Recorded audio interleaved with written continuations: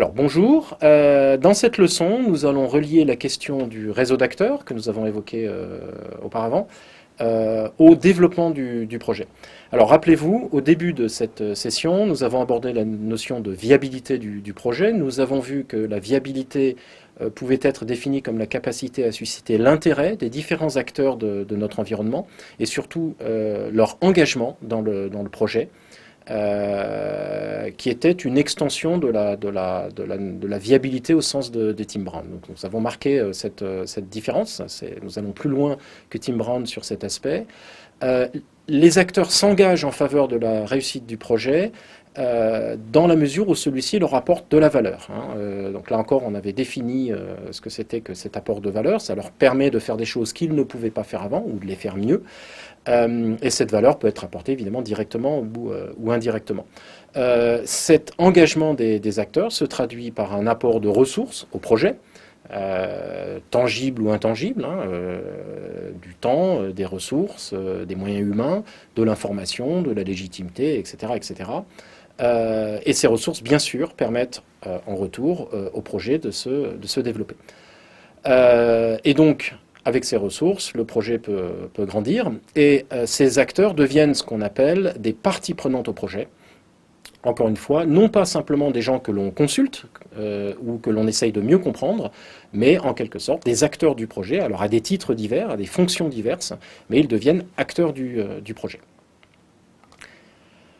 Alors, cette implication des parties prenantes, donc des acteurs de l'environnement, en fait, elle peut et en fait surtout elle doit se faire à toutes les étapes de la démarche de design thinking et notamment au début. On a souvent tendance à penser que l'implication des différents acteurs, notamment les acteurs externes, doit se faire vers la fin. Ici, ce pourquoi nous plaidons, c'est qu'au contraire, cette implication doit se faire dès les premières étapes du projet. Alors, on va voir ce que ça peut donner en considérant donc les 5 étapes que maintenant vous devez connaître absolument par cœur. Les 5 étapes donc de la démarche Design Thinking qui sont la veille et l'exploration, la génération d'hypothèses, l'expérimentation, l'intégration et la finalisation, et puis la valorisation et le déploiement. Alors, parcourons donc rapidement ces 5 étapes et voyons par quelques exemples comment eh bien, les acteurs peuvent être impliqués. Alors, première étape, la veille et l'exploration, ça paraît souvent le plus évident. L'inscription du projet dans un réseau d'acteurs est essentielle, puisque, rappelez-vous, donc cette phase qui consiste à élargir le spectre, à faire de la veille, donc ouvrir, aller au contact d'acteurs différents pour nourrir notre perspective, nourrir la réflexion qu'on a sur une question donnée. Bien évidemment, c'est quelque chose qui ne peut pas se faire en chambre ou face à un écran d'ordinateur et un moteur de recherche. On sait que beaucoup de projets d'innovation échouent tout simplement parce que eh bien, les porteurs du projet d'innovation simplement ne comprennent pas leur environnement ou en ont une vision faussée. Et donc évidemment, pratiquement dès le début, le projet part sur une mauvaise piste. Deuxième grande étape de la démarche Design Thinking, c'est la génération d'hypothèses, où là on va commencer à avancer des grands axes sur les développements possibles. Là encore, interagir avec le réseau d'acteurs va permettre d'élaborer ces axes. Ces axes ne vont pas émerger juste de la réflexion de l'équipe qui conduit le projet. Il y a un intérêt absolument évident à aller générer ces axes en travail avec d'autres, quelle que soit leur nature. Et donc, ça permettra, en travaillant avec ces acteurs, de vérifier la pertinence des axes qui sont proposés, qui ont un sens, et surtout dont on peut, encore une fois, anticiper qu'ils apporteront effectivement de la valeur aux gens que l'on consulte et que l'on implique immédiatement plutôt que d'attendre plusieurs semaines ou plusieurs mois avant d'aller interroger.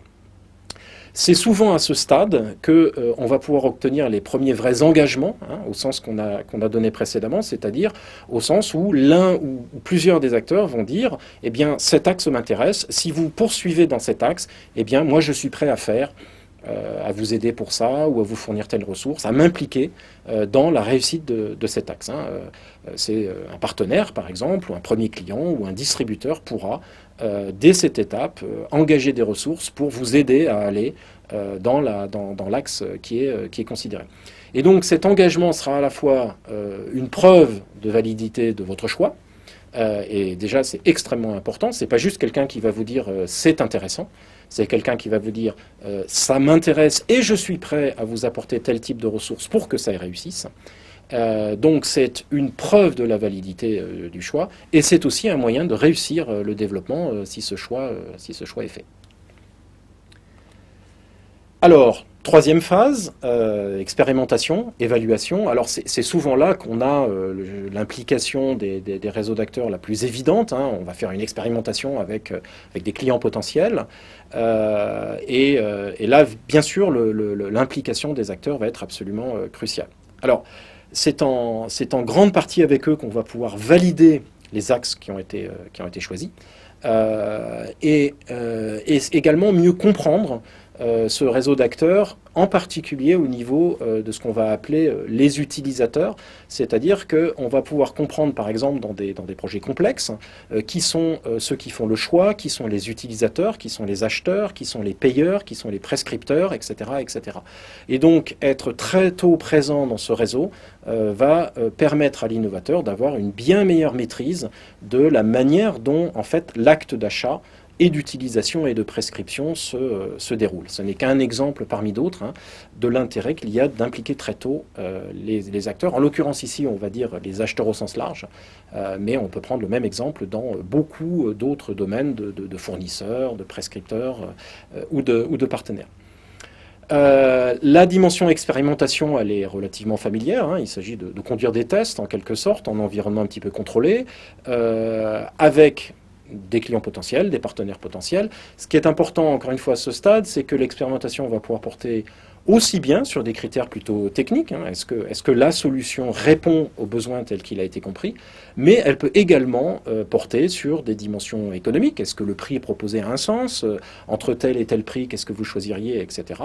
Mais elle peut porter également sur des aspects beaucoup plus difficiles à saisir a priori, qui sont des aspects sociaux, des aspects symboliques, c'est-à-dire que sur le plan purement factuel, eh bien, l'innovation a un sens, mais elle risque d'être rejetée pour des raisons culturelles, symboliques ou sociales.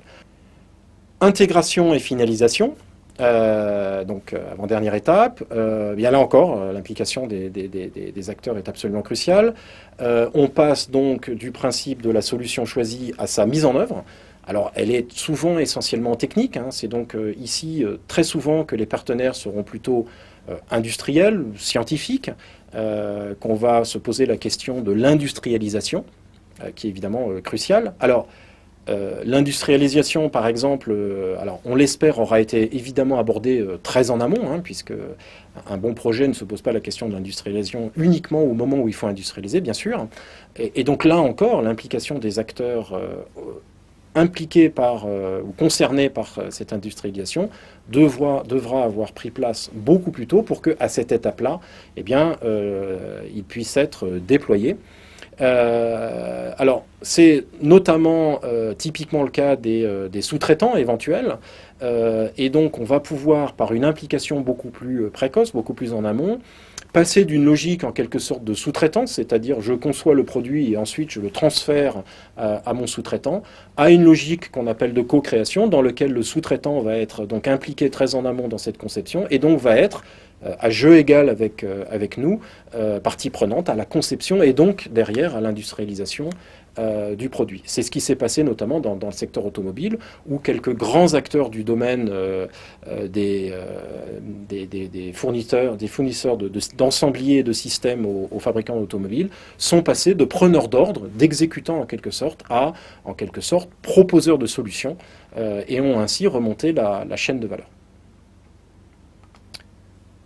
Dernière étape, valorisation et déploiement. Alors là, c'est évidemment dans cette étape qu'intervient la commercialisation proprement dite, donc la mise en œuvre de la démarche de vente, et donc également la définition du modèle économique au sens large, c'est-à-dire que ce qu'on vend, alors ça c'est relativement clair depuis les phases précédentes, mais comment on le vend, à qui on le vend, là aussi ça doit être en principe assez clair depuis les étapes précédentes, à quel prix, dans quelles conditions, par quel canal de distribution, etc., etc., l'ensemble des éléments du modèle économique. Alors là encore, cette phase aura été initiée très en amont, et les acteurs auront été impliqués également presque dès le début du projet.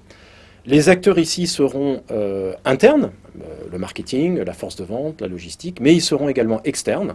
On pense encore une fois aux distributeurs, aux partenaires éventuels, aux institutionnels. Le produit, par exemple, peut nécessiter un agrément en termes de sécurité ou de questions légales. Donc il est extrêmement important, très en amont, dans cette phase-là, d'avoir identifié l'ensemble des acteurs qui peut être un accélérateur ou au contraire un frein au déploiement de l'innovation. Alors, encore une fois, j'insiste beaucoup là-dessus, sur l'intérêt de s'appuyer très tôt sur ce réseau d'acteurs. C'est vrai pour toutes les étapes, mais c'est également vrai pour celle-là. On a souvent tendance à dire que, eh bien, on va impliquer en termes de valorisation et de déploiement en fin de course, traditionnel développement en silo. L'idée du design thinking, c'est précisément d'éviter cela et donc de les impliquer très tôt, puisque cette implication permettra pas seulement un gain de temps, mais ça permettra également une plus grande solidité du projet, aussi bien sur sa dimension économique, la viabilité c'est aussi bien sûr une dimension économique, mais plus généralement sur sa dimension sociale, c'est-à-dire sur la pertinence de ce projet, de cette innovation, pour en assurer la réussite. Alors, avant de conclure, il y a 4 points très importants sur la notion d'acteur, qui est un petit peu en filigrane de ce qu'on vient d'évoquer. Le premier, c'est que quand on parle de réseau d'acteurs, il s'agit d'un réseau d'acteurs en construction. Il ne faut pas imaginer que le réseau d'acteurs existe quelque part et qu'on a juste, en quelque sorte, à ouvrir la boîte ou presser sur le bouton pour l'allumer. Dans l'innovation, et en particulier dans l'innovation de rupture, le réseau d'acteurs, c'est quelque chose que l'innovateur construit. Et donc, certains des acteurs qui vont être extrêmement importants, très souvent ne sont pas identifiés avant que le projet ne commence. C'est pour ça que quand on disait tout à l'heure qu'il faut impliquer les acteurs très en amont, dans la mesure, bien sûr, on est capable de les identifier. Certains acteurs ne seront identifiés qu'en cours de déploiement, qu'en cours de développement, pardon. Mais il faut bien comprendre que la notion d'acteur et de réseau d'acteurs, c'est quelque chose de dynamique, c'est-à-dire que c'est le responsable du projet qui va aller chercher des acteurs pour, à chacune des phases, les acteurs ne sont pas juste là, disponibles, prêts à être utilisés. Donc c'est un réseau en construction. Deuxièmement, ce réseau, il est interne et externe. Là encore, on l'a mentionné tout à l'heure, le réseau interne, c'est en particulier vrai dans les grandes entreprises. L'innovateur, le responsable du projet Design Thinking, doit avant tout mobiliser les acteurs internes de l'entreprise, et ce n'est pas toujours facile, les différentes fonctions de l'entreprise, les différents acteurs, mais il doit le faire également pour les partenaires externes. Très tôt dans le processus, on l'a dit, il peut être indispensable d'impliquer des différents partenaires, les premiers clients, des distributeurs, des complémentaires, etc. Là encore, ce que ça souligne, cette dimension externe, c'est qu'on est sur un processus qui est potentiellement très ouvert. Ce qui fait un lien avec l'innovation ouverte, bien sûr, et donc ne pas concevoir ce réseau d'acteurs ni comme quelque chose de complètement externe, ni comme quelque chose de complètement interne. Donc deuxième point, c'est un réseau interne et externe. Troisième point, c'est un réseau qui est caractérisé par sa diversité. On est amené à mobiliser des acteurs qui sont de nature très diverse, on l'a vu, des clients, des partenaires, des fournisseurs, des complémentaires, des institutionnels, des agences de développement, et parfois des partenaires extrêmement particuliers en fonction du domaine que l'on est en train d'investiguer. Ça peut être des organisations non gouvernementales, des autorités de régulation, etc., etc. Donc troisième point, et on retrouve bien là l'idée d'interdisciplinarité du design thinking. Troisième point, donc, c'est la diversité de ce réseau d'acteurs. Quatrièmement, il s'agit bien d'impliquer ces acteurs, pas juste de les consulter, ce qui distingue de l'étude de marché. C'est donc l'implication et l'engagement de ces acteurs qui va compter, et c'est ce qui fait en fait l'essence de la démarche et ce qui permet au projet d'avancer. Alors en résumé dans cette leçon, on a relié la question du réseau d'acteurs au développement du projet et de ces 5 phases donc avec l'approche projet design thinking. On a vu que la constitution d'un réseau d'acteurs engagé, c'est le facteur indispensable pour assurer le développement de ce projet et plus généralement sa viabilité. On a vu que la viabilité pour nous, et là on étend encore une fois la pensée de Tim Brown, c'est la capacité à apporter de la valeur à ces acteurs, sous quelque forme que ce soit, et elle va varier énormément d'un acteur à l'autre, bien sûr, les attentes vont être différentes. Nous avons vu que l'implication des acteurs et la recherche de leur engagement doit intervenir à chacune des 5 étapes de la démarche Design Thinking, pas juste à la fin. Et enfin, nous avons vu qu'il s'agit d'un réseau à construire, c'est-à-dire que c'est extrêmement dynamique. Les acteurs qu'il faut impliquer ne sont pas forcément connus à l'avance. Ça va dépendre des situations qu'on rencontre, mais ça va dépendre également d'une part de hasard. Le réseau est à construire. Il concerne des acteurs de nature différente, approche interdisciplinaire bien mise en évidence ici. Et cette mobilisation va se faire en interne et en externe.